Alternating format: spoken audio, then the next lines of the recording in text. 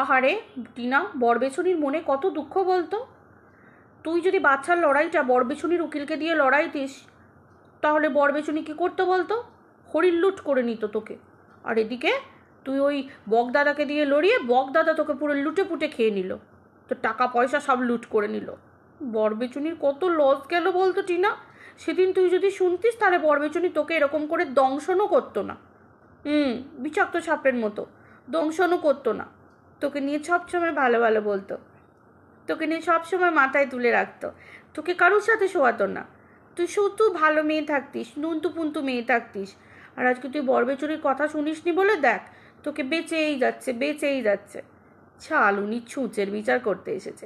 লজ্জাও নেই, নির্লজ্জ রে। নির্লজ্জ হলে তবে বর বেচার পরে তারপরে এসে লোকের বিচার করতে বসতে হয়। নিজে বর বেচে বেড়াচ্ছে, ও আবার টিনার বিচার করতে বসেছে। টিনা